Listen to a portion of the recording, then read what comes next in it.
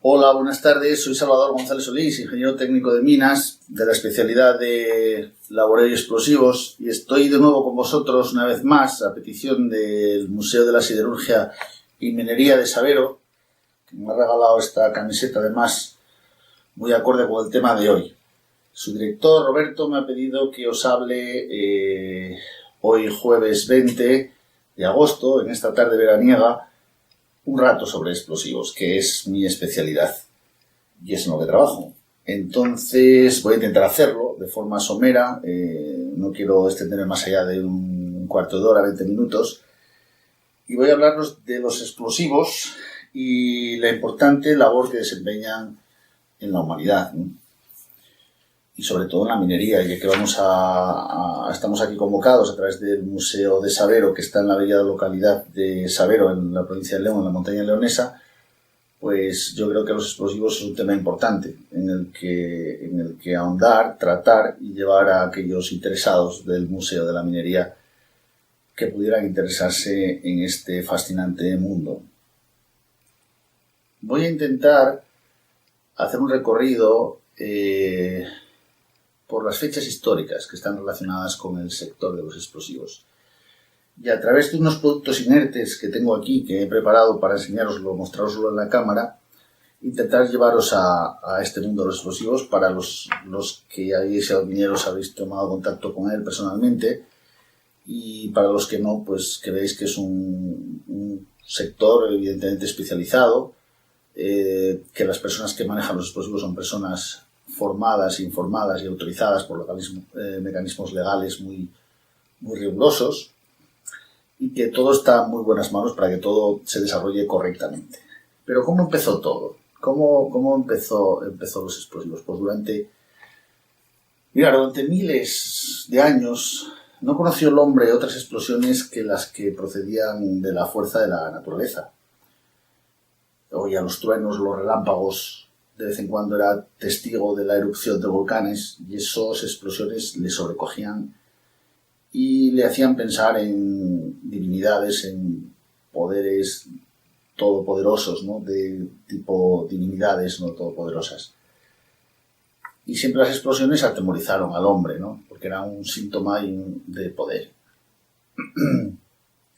Bien, sabemos que fue antes de Cristo, concretamente en el siglo I, hay constancia del uso de los explosivos por parte de los chinos. Los chinos conocían la pólvora. No sabemos muy bien cómo la inventaron, pero la conocían. Y la utilizaban en juegos recreativos de artificio. Todavía hoy se sigue utilizando. Quien no ha visto los petardos o quien no los ha utilizado en alguna fiesta, siempre con el máximo cuidado, sobre todo los niños. Ojo a este tipo de artificios pirotécnicos que deben ser usados por personas capacitadas y no son un juguete, ¿de acuerdo? Pueden hacer mucho daño y provocar accidentes. Por lo tanto, los niños, cuidado por los petardos. Pues los chinos, hay constancia que en el siglo I a.C. ya utilizaban la pólvora, este explosivo con fines pirotécnicos. Tenemos que irnos al siglo VIII, donde hay escritos de un griego, de un tal Marcos Greco, que describen cómo los griegos destruyen a la flota árabe utilizando lo que ellos llamaban fuego griego. ¿Qué era fuego griego? Fuego griego, realmente se ha perdido la fórmula de ese fuego griego. Era una sustancia que tenemos claro que utilizaba como base la pólvora, el azufre, parecido a lo que se utiliza en las guerras o se utilizó, que se conocía con el nombre de napalm, que era un material incendiario.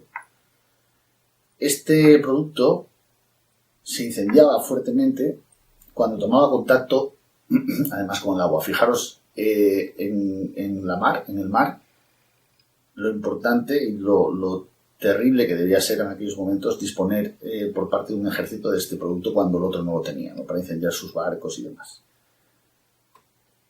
Ya en 1118, España toma un papel importante en el sector de los explosivos. Con máquinas que llamaban los truenos, que eran primeros cañones cargados con pólvora, los árabes defendieron Zaragoza y posteriormente Niebla, en 1257. concretamente. Niebla es un pueblo de la provincia de Huelva. Y Alicante, hay testimonios de que lo hicieron en 1330.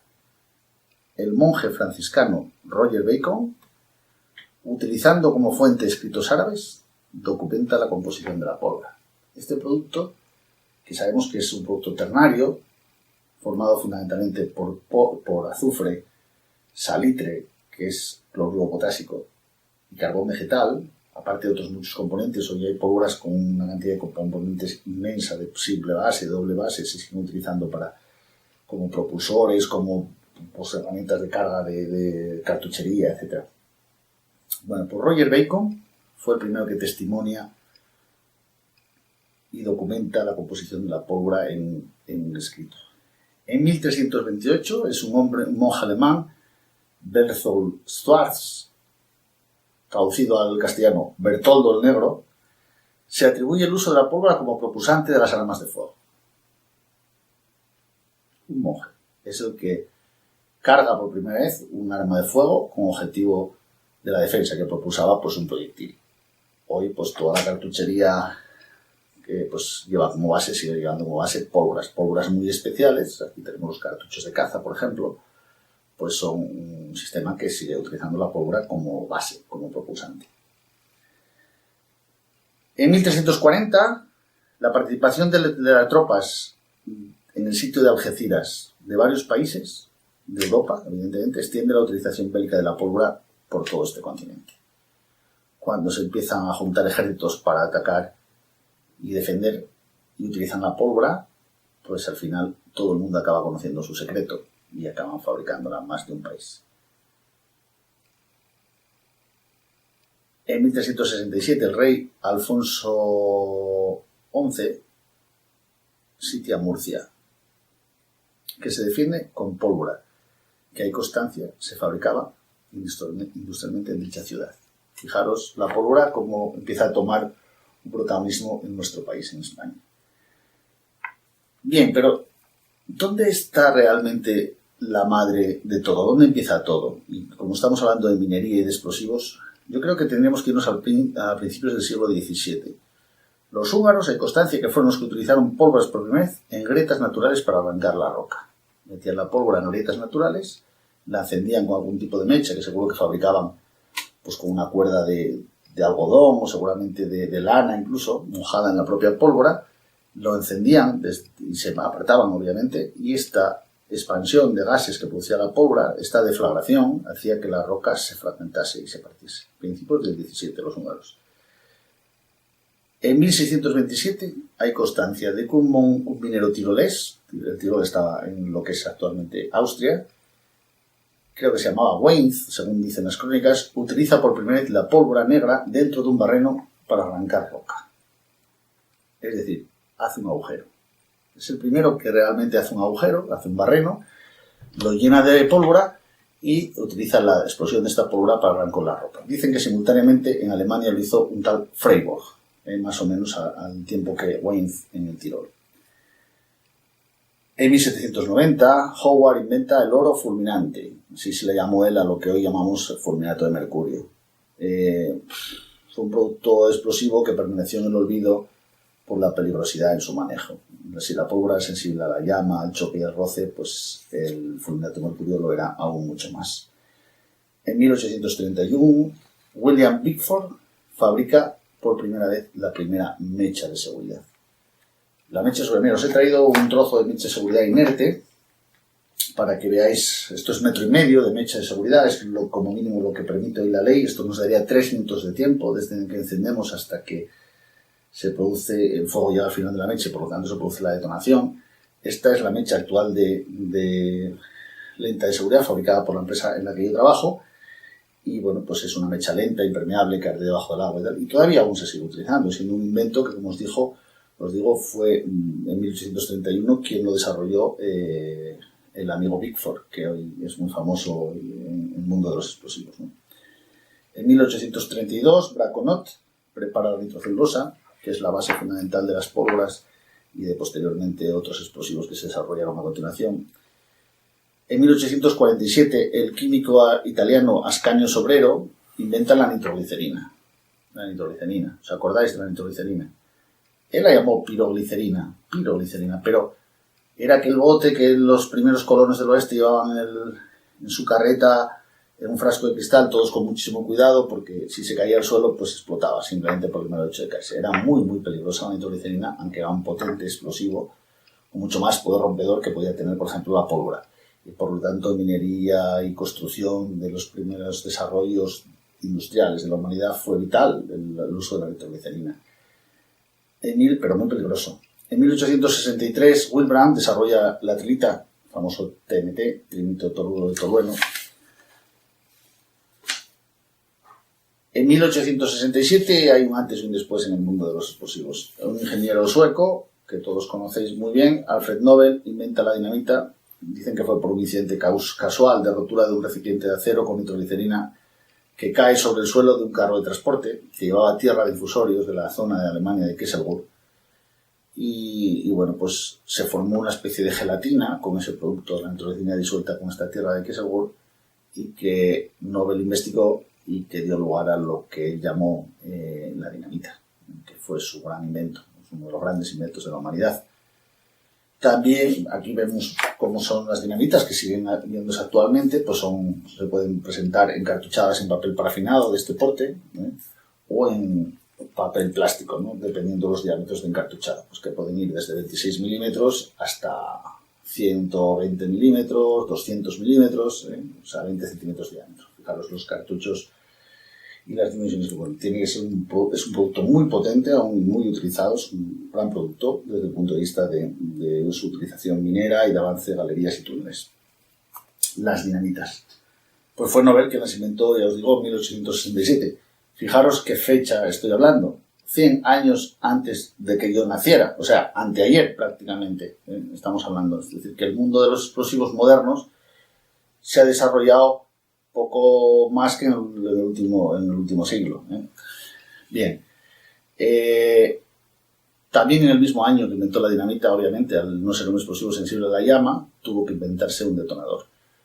Un detonador que era el artificio que utilizaba para iniciar la dinamita, se utilizaba acompañando la mecha. Aquí tenemos una caja de detonadores de mecha, del estilo de Nobel, aunque los primeros se los hizo sobre un palito de madera, concretamente saúco, como decimos los asturianos, y pues tenían este aspecto, el detonador de mecha. Tiene este aspecto actualmente, es un casquillo que tiene, pues eso, un explosivo iniciador en su culote, y en el que se engarza introduciendo la mecha por su extremo, simplemente así, hasta que tome perfecto contacto, y luego con esta herramienta, que es la tenacilla del artillero, se realiza su engarce, de forma que cuando la mecha llega ardiendo, que va a 2 minutos por metro, 2 minutos, 1 metro, sí, es correcto, lo he dicho bien, es mecha lenta, 2 minutos, 1 metro. Cuando se hace el engarce, la mecha que va quemando, cuando llega al detonador, hace que este explosione y, como consecuencia, que explote el cartucho cebo donde estaría introducido en su interior. Estaría metido en su interior y se introduciría en él utilizando un punzón, que está en la misma tenacilla, como veis, que es un punzón que la ley actualmente solo permite que sea de madera o de latón. Se punzonaría el cartucho con este punzón y luego se introduciría el detonador, que quedaría en contacto con él y preparado para el disparo. Estamos hablando de 1867. En 1871, Simon Ingersoll construye la primera perforadora de vapor. Fijaros, una perforadora de vapor. Fue la que liberó al hombre de tener que perforar a maza y punterolas, como se hacía. Colocando un señor, cogía la punterola de acero y otro golpeaba la maza. El de la punterola la giraba y el otro seguía golpeando. Cada varios golpes, para que no se trancara, sacaban la punterola, limpiaban el detritus que rompían con los golpes y iban así lentamente perforando los agujeros para luego cargar el explosivo. Pues Simon Ingersoll, que dio lugar su nombre a una maquinaria, como bien sabéis, muy conocida, construyó la primera perforadora de vapor, que liberó al hombre pues, de este tipo de cosas. Igual que el explosivo y la perforación, pues liberaron al hombre de las tareas más penosas y esclavizantes. Todos recordaremos aquellas películas en aquellas décadas del siglo XIX en los que realmente quienes ejecutaban, rompían las piedras, era un trabajo de esclavo o de o de preso, ¿no? Romper, picar piedra. Pues la perforación y la voladura liberaron al hombre de este trabajo. En 1872, con un capital de 950.000 reales, se funda en Galdácano la Sociedad Española de la Pólvora y Dinamita Privilegios Alfred Nobel. Es decir, es Alfred Nobel el que llega aquí a Galdácano, a Bilbao, porque había una gran minería, sobre todo del hierro, para la expansión industrial del ferrocarril por toda Europa, y con los hermanos Arraquín, que ponen 950.000 reales, él pone la patente y crea esta sociedad. Es el germen, el comienzo de la empresa en la que hoy trabajo, que se llama Maxam, y que es una empresa española muy importante, que tiene más de 6.600 trabajadores en el mundo, más de 1.000 en España, y que es la segunda en el sector de los explosivos a nivel mundial, lo cual es muy importante. Yo me siento muy orgulloso de trabajar en esta compañía, que empezó llamándose Sociedad Española de la Pólvora, Dinamita Privilegios Alfred Nobel, que en 1896 se constituye como Unión Española de Explosivos al fusionarse con todos los fabricantes de pólvoras de España que existían entonces. En 1970 se fusiona con las minas de Río Tinto, pasándose a llamar Explosivos Río Tinto. En 1989 vuelve a recuperar, se disocia de Río Tinto y vuelve a recuperar su viejo nombre, Unión Española de Explosivos, y en el 2006 cambia de denominación pasando a llamarse Maxam, que es como se llama actualmente, y que ha iniciado un periodo de expansión enorme, estando presente en más de 150 países de los 5 continentes.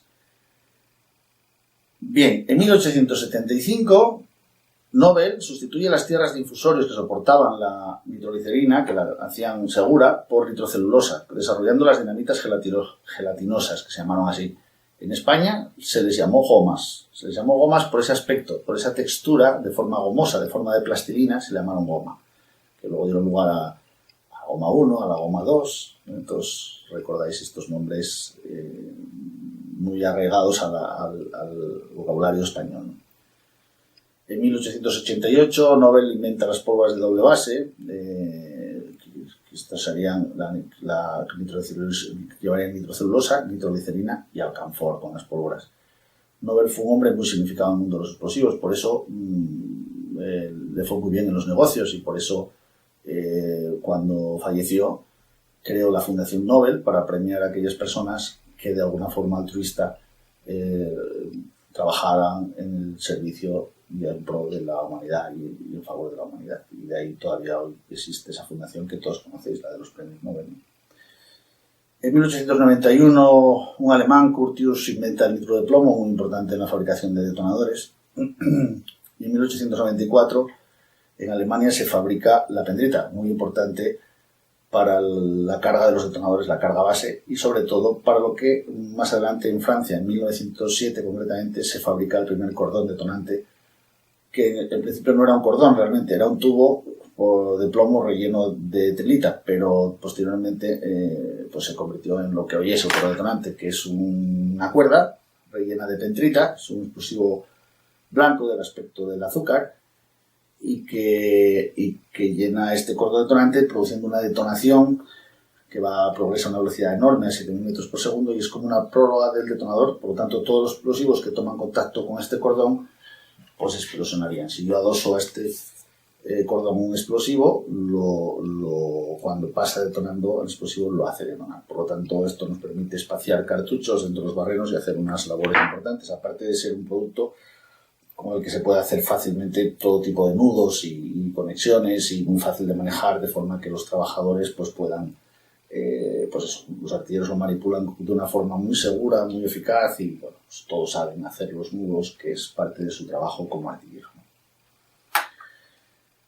Íbamos por 1929, en el que Alemania se prepara la trinitroresorcina, que es el estinato o trinitroresorcinato de plomo, también muy importante para la fabricación de detonadores, que fue en 1930 cuando se desarrollan los primeros detonadores eléctricos instantáneos y temporizados que se hacen en Alemania.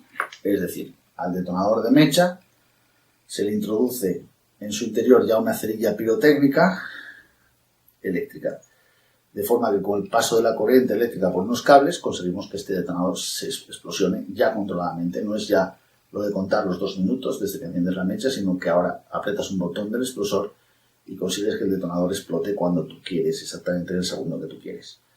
instantáneos porque no tienen casquillo portarretardo, y de tiempo, temporizados, porque tienen un casquillo portarretardo que les da diferentes tiempos. Y como veis, actualmente pues existen los detonadores de cápsula de aluminio que se utilizan para cielo abierto y cápsula de cobre que se utilizan para minas de interior con grisú.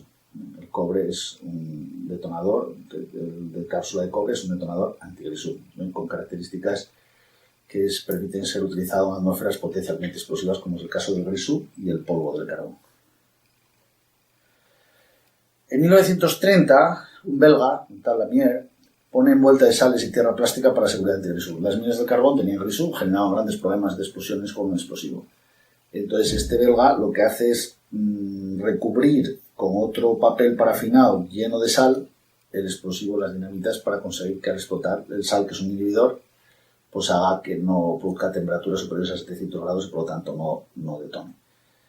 En 1940 ya se empiezan a fabricar nitrato amónico en forma granular, en forma de molido, que es lo que se llaman los prints. Y en 1949 el inglés Taylor lo que hace ya para construir explosivos de seguridad es añadir sal a la dinamita. Ya no envolverla con sal, sino añadir un par salino a la dinamita, desarrollando el primer explosivo de seguridad. En 1950, estos explosivos de seguridad,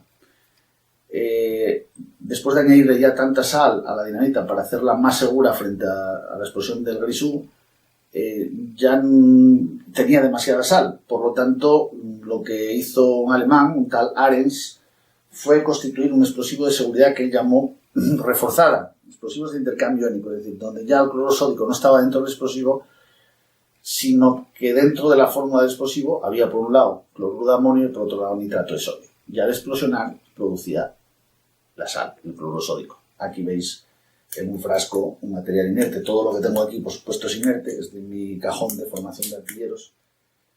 Y aquí veis cómo el explosivo de seguridad reforzada tiene el aspecto pulverulento. No me extraña que los mineros asturianos y leoneses le llamaran cariñosamente farina, ¿no? Por su bajo poder rompedor y por su aspecto, ¿no? Que era como la harina de trigo, ¿no? Blanca.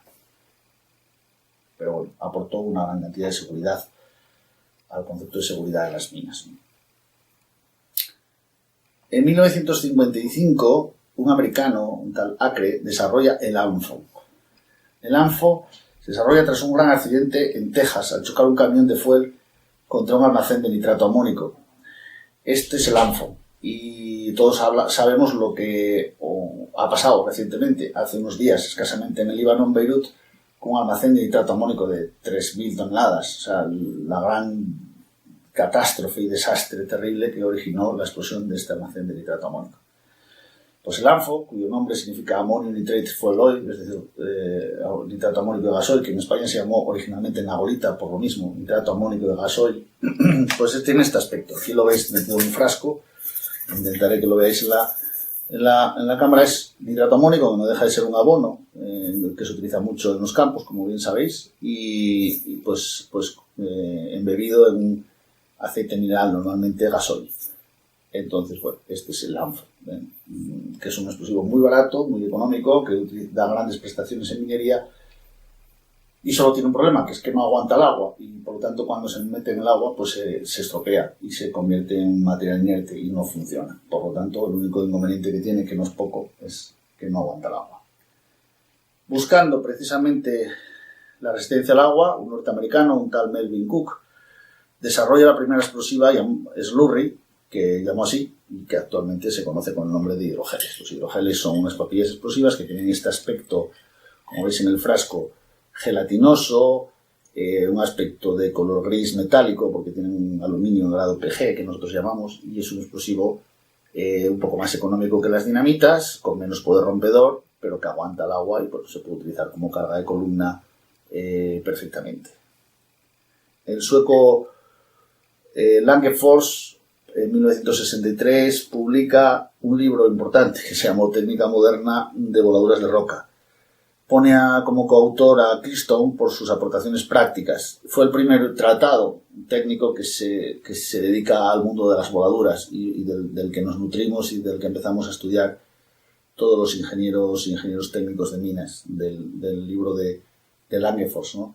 Pues he querido reseñar esa fecha, 1963, cuando por primera vez la voladura pasa de ser un arte que se hereda de padres a hijos, que se transmite entre artilleros, a ser una técnica moderna, estudiada, escrita, desarrollada con fórmulas y cálculos a través de Langefors. En 1970, un tal Persson patenta los detonadores no eléctricos, que bueno, pues aquí los tenéis para que los podáis ver en el norte.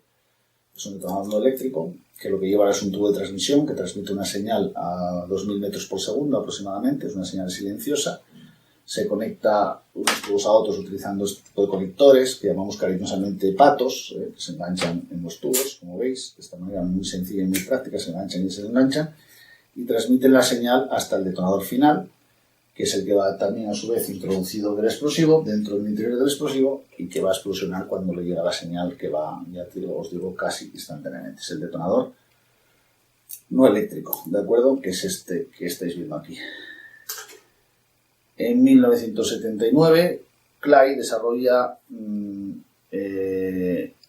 unas mezclas de LAMFO con lo que se llama una emulsión, que es como una especie de mayonesa, que la inventa en 1973 Wade.